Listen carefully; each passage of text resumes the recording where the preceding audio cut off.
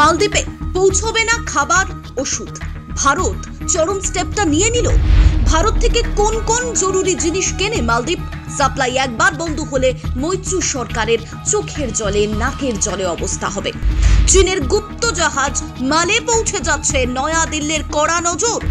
একবার প্রমাণ পেলেই মালদ্বীপের আর রক্ষে নেই। খুব সাবধান মালদ্বীপ। যতটা সহজ ভাবা হচ্ছে ততটা সহজ পরিস্থিতি একেবারেই নয়। ভারত থেকে যে কোনো মুহূর্তে মালদ্বীপের জন্য খারাপ খবর আসতে পারে।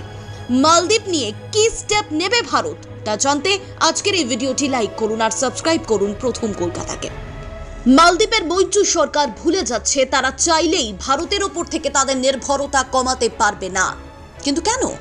মালদ্বীপ এমন কি কি আমদানি করে থাকে ভারত থেকে, যার জায়গা চীন চাইলেও কোনোদিনও নিতে পারবে না? মালদ্বীপে ভারত খাদ্য সামগ্রী পাঠানো বন্ধ করে দিলে মালের খাতে কি উপায় আছে?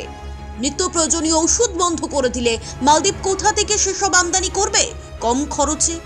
মোদী সরকার কি সত্যি নিতে চলেছে এমন কোন স্টেপ? কি খবর উঠে আসছে? ওয়াকিবহাল মহল বলছে নেবে নাই বা কেন?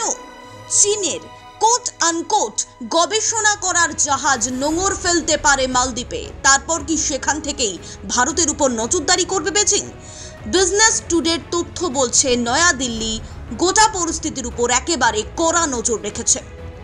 মৈত্রী সরকারের একটা ভুল, ব্যাস বড়সড় মাসুল গুনতে হবে মালদ্বীপের জনতাকে। হয়তো কিছুটা গুনতেও হচ্ছে। শোনা যাচ্ছে মালদ্বীপে আলু রফতানিতে এবার নিষেধাজ্ঞা লাগালেও লাগাতে পারে ভারত। ভারত থেকে মালদ্বীপের সব থেকে বেশি রফতানি হওয়া এই আলু বন্ধ করে দেওয়া হলে মালে চাইলেও চীন থেকে আলু আমদানি করতে পারবে না। কারণ চীন থেকে আলু বা অন্যান্য খাদ্য সামগ্রী কিনতে হলে এর পরিবহন বা ট্রান্সপোর্টের খরচ অনেক অনেক বেশি। আর মালে একটা ছোট্ট দ্বীপরাষ্ট্র, তাদের এত ক্ষমতা নেই। এটাও শোনা যাচ্ছে এই আলুই নাকি এবার শ্রীলঙ্কা ও বাংলাদেশে পাঠিয়ে দিতে পারে ভারত। এমনিতেই 2023 সালের ডিসেম্বরে পেঁয়াজ রফতানি ভারত বন্ধ করার পরই মালদ্বীপে পেঁয়াজের দাম হু হু করে বাড়তে থাকে।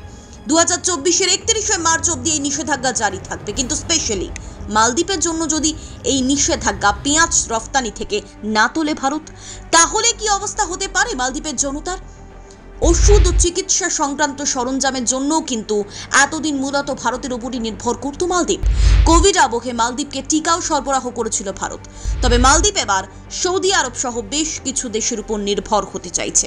কূটনৈতিক বিশেষজ্ঞরা বলছেন এক দেশ থেকে না আমদানি করে আলাদা আলাদা দেশ থেকে ওষুধ এবং খাদ্য আমদানি করলে খরচ বাড়বে, ফলে দেশের মধ্যে নিত্য প্রয়োজনীয় জিনিসপত্রের মূল্য বৃদ্ধি পেতে পারে।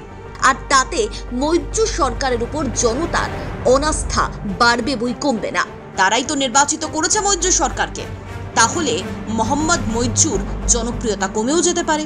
সম্প্রতি আরেকটা খবর আসছে, মালদ্বীপ তুরস্কের কাছ থেকে ড্রোন কিনছে। কিন্তু এই ড্রোন দিয়ে মালদ্বীপ করবেটা কি? বিশেষজ্ঞরা বলছেন এখানেও কি চীনের কথা শুনেই চলছে মৈত্রী? কারণ শোনা যাচ্ছে ভারতীয় সেনা মালদ্বীপ থেকে সরে যাওয়ার পরই এই ড্রোনগুলোকেই গোটা মালদ্বীপে নজরদারির কাজে লাগাবে মালে। এর মানে ভারতীয় সেনা যে কাজটা করত সেটাই ড্রোনগুলো করবে এবার। ভারতের বিদেশ মন্ত্রী জয়শঙ্করের সঙ্গে সম্প্রতি বৈঠক করেছিলেন মালের বিদেশ মন্ত্রী মুসা জামির। তাতে মালদ্বীপে ভারত সেনা রাখা বা সেনা সরানো নিয়ে কি আলোচনা হয়েছে সেটা কিন্তু এখনো প্রকাশ্যে আসেনি।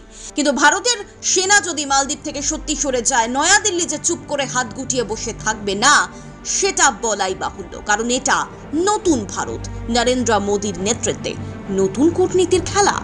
ব্যুরো রিপোর্ট, প্রথম কলকাতা।